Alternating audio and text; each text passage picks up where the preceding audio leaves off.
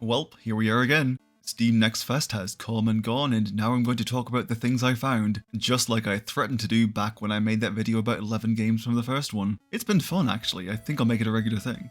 At least until someone stops me or takes away my microphone, but that hasn't happened yet, so basic pattern recognition dictates it probably won't anytime soon. Yeah, so just in case that didn't make any sense, back in July I made a video giving my first impressions on some of the game demos I found during the Summer Next Fest that I had a lot of fun with, and I'm actually quite proud of how accurate a lot of my feelings on the games ended up being. Absalom was nominated for Game of the Year, Luto, Dragon Detective and Wanda Stars were all positively received, and Dispatch turned out to be really popular. And most of the others I mentioned in it just haven't come out yet, so I haven't been vindicated on my takes there just yet. So yes, well done me for having correct opinions. Let's see if I can pull it off again. Also, since YouTube won't stop bugging me to make a Black Friday video for some reason, we are sneakily pretending that this is one of those, since, you know, it's time for the Steam Black Friday sale and a couple games will be out by the time this video is done. So this might help you decide whether to buy or skip one of those. So yeah, let's get started and hope you find this helpful and or entertaining. Okay, let's get this stinker out of the way first. I'll be honest, I only know who Bubsy was because of JonTron's video on his games, otherwise he would have been way too before my time for me to recognise his babbling orange ass. Also, was anyone else surprised to learn that Atari still exists? I mean, they lampshaded it themselves in the announcement trailer, so props for self-awareness I guess. Still, even with his reputation for having games that aren't the best, I was willing to give the old cat a chance to surprise me. And yeah, it's not the best. I actually played this on stream one day because I finished my playthrough of RE7 earlier than I'd expected and still had some time and energy to kill, so I pulled it up and we gave it a look together and What could possibly go wrong? Why do I keep saying that? Gotta be honest, nobody fucking liked it. The only real fun I was having was when someone in chat was telling me about the gimmick Fire Emblem units they were making, which isn't a great feeling to come away from an experience with. To be entirely fair, this was obviously a pretty early build and it was far from unplayable. The platforming was decently fun and fairly forgiving for the most part, but it really just doesn't do anything all that remarkable either. You're also really floaty, which is part of the reason why it's so forgiving I suppose. You can also go super hairball mode and roll around, but it lacks precision and I didn't find it very useful. Enemies also happen from time to time, but it doesn't really seem to matter how you approach them. So long as you don't walk right into an extended fist, there's really nothing that poses a threat outside of falling off a cliff. The game also comes with a major headache warning, partially for the visuals, which are so saturated that fucking Cruelty Squad would tell you to calm down. And the camera has this really bad issue of jerking when you try to move it, so be warned if you get motion sickness. But the biggest issue is Bubsy himself and the fact that he never shuts the fuck up. Look, I consider myself to have a fairly high threshold for annoying characters, but the problem with Bubsy is that it is both constant and repetitious. It's just the same lines over and over and the jokes aren't that funny to begin with, so you can imagine how torturous the 15th fucking repeated line read is. I didn't even finish the demo, it just wasn't worth it to sit through all the annoyances the game had to offer. At time of writing, there isn't a solid release date, it's just scheduled for sometime in 2026, and that's good because it definitely needs some time to work out the kinks. I'll be honest though, I just don't see the point in buying this game when there are dozens of other 3D platformers that do everything it does better and for cheaper than this is going to end up being. So unless you're a die-hard Bubsy fan, which I doubt you are, such people probably don't watch my videos, then I'd recommend saving your money for something more fun and less painful, like Wanda Stars, or a swift punch in the throat. I didn't realise until I sat down to write this that somehow half of the games I selected are Metroidvanias of some kind, which wasn't a problem with the last game demo video. I'll have to be more careful from now on. Developed and published by Red Start Interactive, Gnaw is the story of... You know, I really can't remember his name. I'll just call him Chompers. Gnaw is the story of Chompers, a little velociraptor looking guy who wakes up on an operating table completely naked and with no idea how he got there. Priority 1, find his clothes. Priority 2, figure out what the fuck and why. The second point ends up being the challenging part because even when you do make it to a phone and ask the guy who did this to you those two very important questions, he refuses to give you an answer until you clear the place of vermin. Well fine, fuck you too. Since I've got no fucking choice, I guess I'll go fight Lewis and then be on my way, thank you very little. and then go find you a tuna park to actually get some answers, hopefully, eventually. Gnaw's primary gameplay loop involves platforming and biting, just biting fucking everything in sight. Enemies, lamps, random piles of garbage, you name it. And let me tell you, Chompers metabolizes like a fucking jet engine, and there is no limit to what his tiny tummy can hold. It's also fairly combat focused, which mostly works fine, but I'm not a fan of how long the charge bite takes compared to how much damage it actually does. Gotta be honest, there's nothing strictly wrong with this game on a mechanical level, and it's something I could easily see a lot of people enjoying, but I'm just not a fan of the aesthetic, it's kinda gross. The story, as far as I could decipher from my short playthrough, is that some kind of meat meteor hit the planet, and now rats and other vermin are mutating and generally shitting the whole neighborhood up, and bringing the property values down. So scientist dude literally kidnapped you off the street and injected you with a serum that turned you into a vor enthusiast's wet dream, because there is no enemy too big for you to chomp down, nor too sentient, apparently.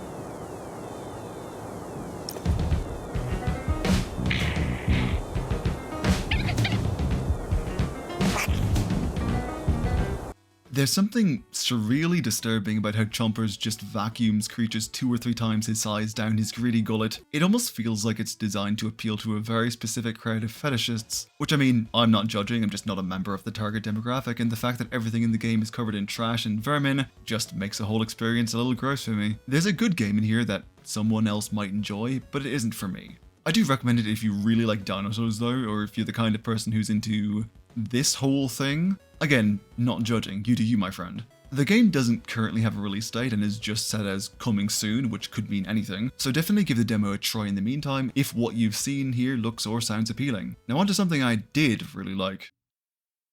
Have you ever wanted to play something because it just had the most immaculate vibes you've ever seen in your life? Yeah, that's what happened here. Also, the trailer promised a truly surreal experience, and I wanted to see what that would be like. I know I'm far from the first person to talk about how cool this game is, but I also want to gush about it a little, so Skate's story is the, story of the skater, a demon in hell who decides they want to eat the moon, so they sign a contract to obtain a skateboard and a body made of glass and pain so that they can make it to the moon and take a big old bite of it like they've always dreamed.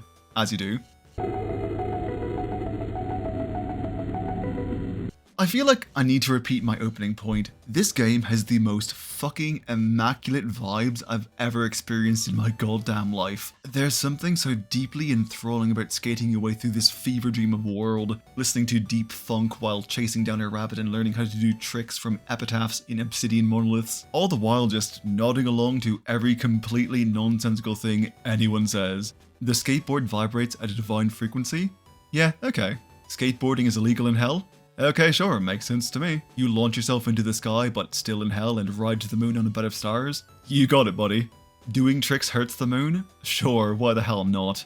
The demo isn't super long, only about 30 minutes, or 40 if you're like me and fuck up the final challenge, but it's more than enough time to really get into the headspace of this crazy world and come to grips with the gameplay, which is very satisfying. It manages to hit that sweet spot of easy to learn, hard to master that a lot of skating games seem to have trouble nailing down. This may come as a surprise, but I actually really like skating games. I have fond memories of playing some of the Tony Hawk Pro Skater games with my sister, just spending the afternoon practicing tricks that I don't have the coordination for IRL and listening to Green Day, and this game brings back some of that feeling. Just with far, far more surreal imagery and the kind of music my last boyfriend would sometimes put on after we imbibed in some edibles. I'd actually love to play this game high. It must be an absolutely insane experience. The game is being developed by Sam Ang and published by Devolver Digital and is set to release December 8th. And I cannot stress enough how hard I am recommending you play this game. You have to experience this world of surreality and pop shove it. I promise it'll be worth your time.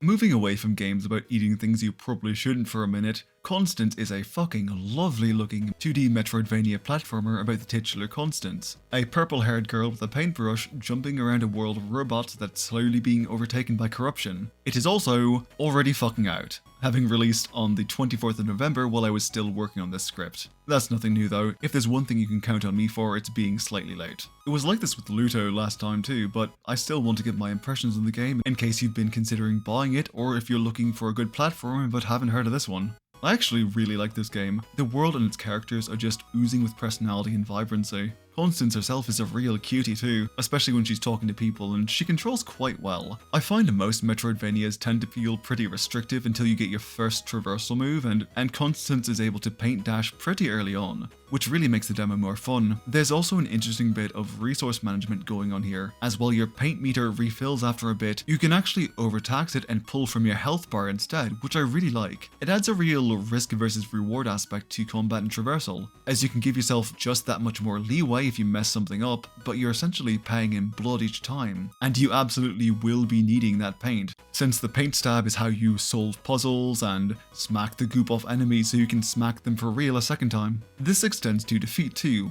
as you can decide to resume from the start of the room instead of the last checkpoint, but each time you do, the enemies become stronger until you finally return to the shrine to reset them. I really do like this aspect of the game. It puts more control in the player's hands, while also warning them that there is a price to taking a shortcut.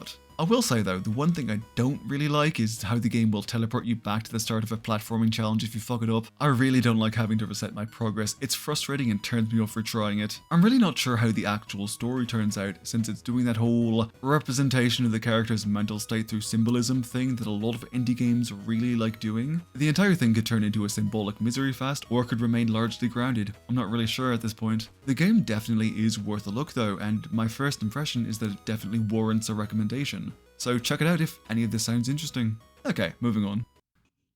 Well, fuck, this game just came out too. I gotta stop giving myself so many projects to work through each month. Developed by Endev Games and published by Come To Us Holdings, Fatal Claw is another Metroidvania platformer, but this time with furries and a soul-devouring zombie-esque plague thing instead of robots and paint, although it certainly has a cute art style. The game starts with you already dead and a bunch of cat gods debating over how to handle the situation, since they kind of need you, but also gods can't interfere, and then there's a montage and you know how it goes. Just a bunch of contextless lore tidbits that won't make any sense until late into the actual game. Gameplay wise, it's similar to Constance, but with more of a focus on combat this time. I'd argue Fatal Claw takes inspiration from Bloodstained, Ritual of the Night, or some of the handheld Castlevania games like Order of Ecclesia or Dawn of Sorrow, since you absorb the souls of defeated bosses to gain new powers and have a small hub town of friendly characters with their own quests and quirks, and they're honestly pretty likeable, from what little you get to see in the demo. My favourites so far are Max and Mark, two Gator brothers who help set you up with gadgets and whatnot. Gameplay wise, it all functions really well. There is a much heavier focus on combat and ability upgrades in this one. There's only about an hour of gameplay to the demo without obsessive exploration and side questing, and you already have things like upgrades to your base attack, two different movement upgrades like the Sonic Spin Dash and an Air Dash that both make traversal a hell of a lot more fun, and you can also visit the Gator Brothers for tech upgrades. So there's a lot of customization options, even without mentioning the level up system and talismans and just the whole lot of everything this game has going on. I didn't have the time to fully come to grips with all the systems, but it all seems to work rather well. My one big complaint on the gameplay front is that there's a sort of Hollow Knight-esque pogo mechanic you can do with enemies, but for some reason gravity fucking multiplies when you do it because you plummet back down after the initial attack like you were launched from a cannon, so repeated pogoing is next to impossible. This may be a deliberate choice on the part of the developers, but it just doesn't feel good when you only fall this quickly in this one situation, so I hope they fix that in the final release. Oh yeah, the game's very likely to get incredibly bleak as well if the whole absorbing the souls of the infected bosses thing didn't tip you off to that.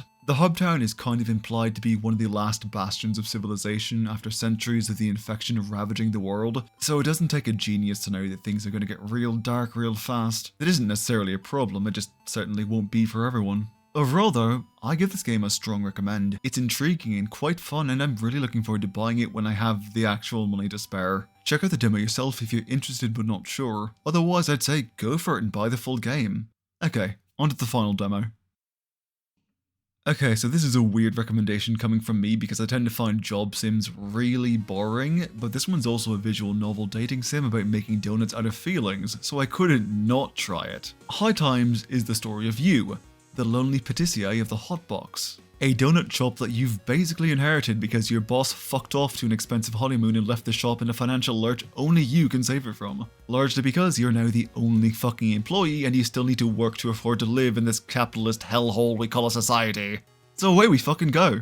The unique selling point of High Times, aside from the dating sim aspect, is that your job is to act as both a food provider and a sort of impromptu therapist slash drug dealer, as the toppings all include mood enhancers, chemicals that bring out and magnify different emotions and feelings, and you need to match them to what your customers are saying they want or need to feel. And they're not always specific, so you've really got to pay attention and think it through sometimes, otherwise you'll make no money and go to business, and that would be real bad. There's also a level of resource management with how much each donut ingredient costs to make and all that, but that's boring and self-explanatory, so I'm skipping over it. What really sells this game for me is the writing. There's a lot of genuinely funny flavor text and dialogue and really likable characters, and it's almost fully voiced as well, which is rare for a game like this. Really good voice acting too. The other thing about this game is that almost every single person you can date is someone you've had a personal history with in some way, from childhood friends to random hookups to actual ex-partners, and they're a decently varied group of people. They might be adding more in the final game, but for your options right now in the demo, you've got Connor, current bestie and the embodiment of vanilla as a concept.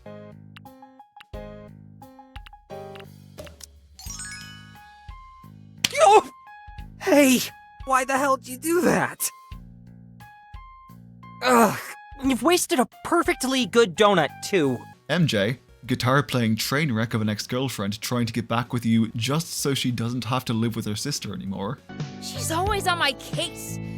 Every day it's all, MJ, where's the rent? MJ, stop drinking from the milk carton. And MJ, stop washing your panties in the kitchen sink. Ugh. Harry, who was either your ex-boyfriend or donut rival or both and won't stop judging me. We haven't seen each other in so long and you can't even indulge my request? No, that will not do. Emmett, a cheerleader you apparently ghosted in the past and also was in an occult club with? I'm not really sure. How about you? Did you ever find a place that offered an occult program like you wanted? I remember you being so serious about that ghost hunting career. Stacy, the influencer, I guess? I don't know, my eyes kind of glaze over every time she speaks. It's not every day you get someone so amazingly popular in your little store, is it? And Lucy, who... Isn't it also when the alpha ejaculates inside the omega's orifice, thus making it look like it's all been filled with cream? It's not just about that, though. It's about imprinting, about reminding your omega who they belong to. That's what makes cream pie so special, right? I mean, you did make me cry. And unlike certain people, I never forget anything. Scares me. She scares me. Honestly, this game is just delightful. The demo even ends with Connor getting so high off a donut that he achieves transcendence and breaks the fourth wall, which I found very funny. The game is currently scheduled for Q1 release in 2026, so please give the demo a look and get a feel for the high life. There are much worse ways to spend an hour of your time, though if you're like me, you end the game with the biggest damn craving of your life. I really want a fucking donut right now, oh my god. Well, that was fun.